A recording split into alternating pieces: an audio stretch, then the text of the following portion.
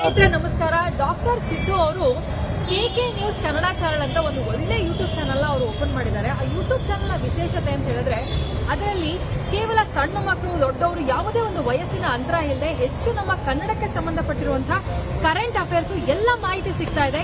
ದಯವಿಟ್ಟು ಹೆಚ್ಚಿನ ಸಂಖ್ಯೆಯಲ್ಲಿ, ಅದರಲ್ಲೂ ನನ್ನ ಯುವ ಸ್ನೇಹಿತರು ಹೆಚ್ಚಿನ ಸಂಖ್ಯೆಯಲ್ಲಿ ಯೂಟ್ಯೂಬ್ ಚಾನಲ್ನ ಸಬ್ಸ್ಕ್ರೈಬ್ ಆಗಿ ಫಾಲೋ ಮಾಡಿ ಹೆಚ್ಚು ಕನ್ನಡ ಪರ ಜ್ಞಾನವನ್ನ ಬೆಳೆಸ್ಕೊಳ್ಳಿ ಅಂತ ಹೇಳೋದಕ್ಕೆ ಇಷ್ಟಪಡ್ತೀನಿ.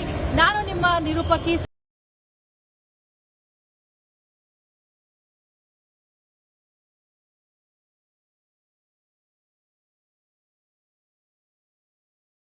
ಅಲ್ಲ, ನಾನು ಆಮ್ ಆದ್ಮಿ ಪಕ್ಷದ ಕಾರ್ಯಕರ್ತ ಮತ್ತು ಕರ್ನಾಟಕ ರಕ್ಷಣಾ ವೇದಿಕೆ ಸ್ವಾಭಿಮಾನಿ ಸೈನ್ಯದ ರಾಜ್ಯಾಧ್ಯಕ್ಷ ಜಗದೇವ್ ಸೂರ್ಯವಂಶಿ. ನಾವು ಇವತ್ತು ಇಲ್ಲಿ ಮಾಹಿತಿ ಕೊಡ್ತಾಯಿದ್ದೀವಿ ಮಹಾನಗರ ಪಾಲಿಕೆ ಆಯುಕ್ತರಿಗೆ, ಆಮೇಲೆ ಮಾನ್ಯ ಜಿಲ್ಲಾಧಿಕಾರಿಗಳಿಗೆ, ನಗರ ಶಾಸಕರಿಗೆ, ಜಿಲ್ಲಾ ಉಸ್ತುವಾರಿ ಸಚಿವರಿಗೂ ಕೂಡ.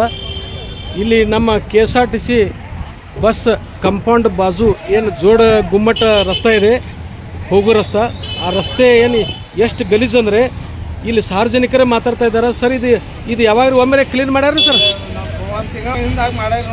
ಅಷ್ಟೇನು ರೀ? ಬಟ್ ದಿನಾಲು ಇದು ಏನು ಸ್ಮೆಲ್, ಎಲ್ಲರೂ ಮೂಗು ಮುಚ್ಕೊಂಡು ಅಡ್ಡಾಡೋದು, ಹೌದಿಲ್ಲ? ಎಲ್ಲ ಮೂಗು ಮುಚ್ಕೊಂಡು ಅಡ್ಡಾಡೋದು. ಅದೇ ನೋಡಿ ಸರ್, ಇಷ್ಟು ಇಲ್ಲೇ ಜಡ್ಜ್ ಕ್ವಾರ್ಟರ್ಸ್ ಇದಾವೆ ಹಿಂದೆ. ಯಾವ ಥರ ನರಕ ಅನುಭವಿಸ್ತಾ ಇದ್ದಾರೆ ಅಂದರೆ ಎಲ್ಲ ಸಾರ್ವಜನಿಕರಲ್ಲಿ ಇಷ್ಟು ಬೇಜವಾಬ್ದಾರಿ. ಮಹಾನಗರ ಪಾಲಿಕೆ ಸುಂದರ ನಗರ ಅಂತ ಹೇಳೋದು, ಪ್ರವಾಸಿ ಸ್ಥಾನ ಇರುವಂಥ ಒಂದು ನಮ್ಮ ಬಿಜಾಪುರ ಶಹರ ಈ ಥರ ಗಲೀಜು ಇಟ್ಕೊಂಡು, ಅದು ನಮ್ಮ KSRTC ಬಸ್ ಸ್ಟ್ಯಾಂಡ್ ಪಕ್ಕದಲ್ಲಿ KSRTC ಬಸ್ ಹಳ್ಳಿ ಜನ, ಸಾವಿರಾರು ಜನ ಇಲ್ಲಿ ಬಂದು ಬಿಜಾಪುರ ಬಸ್ ಸ್ಟ್ಯಾಂಡ್ಗೆ ಬರ್ತಾರೆ.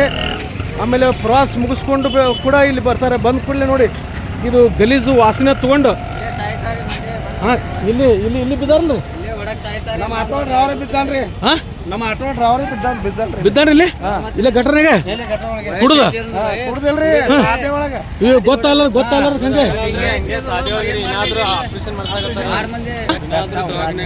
ಇತನ ದವಾಖಾನೆ ಯಾವಾಗ ಅಲ್ಲ ಯಾವಾಗ ಬಿದ್ದಿದ್ದ? ಯಾವಾಗ ಬಿದ್ದಿದ್ದ? ತಿಂಗಳಾಗ್ಯದ ಬಿದ್ದ. ಇಲ್ಲೇ ಒಳಗೆ ಬಿದ್ದಿದ್ದ? ಚಪ್ಪ ಹೋಗಿಲ್ಲ ಸರ್, ಆಪರೇಷನ್ ಆಗಿದ್ರಿ. ಹಾಂ, 60-80 ಸಾವಿರ ರೂಪಾಯಿ ತೊಗೊಂಡಾರ್ರಿ ಎಲ್ಲ ಆಟೋ ಡ್ರೈವರ್. ಅಂದ್ರೆ ಇಲ್ಲಿ ಬಿದ್ದ ಕಾಲು ಮುರಿದದ ನೋಡ್ರಿ. ಮಹಾಪಾಲಿಕೆ ಆಯುಕ್ತ ಸಾಹೇಬ್ರೆ, ಮಾನ್ಯ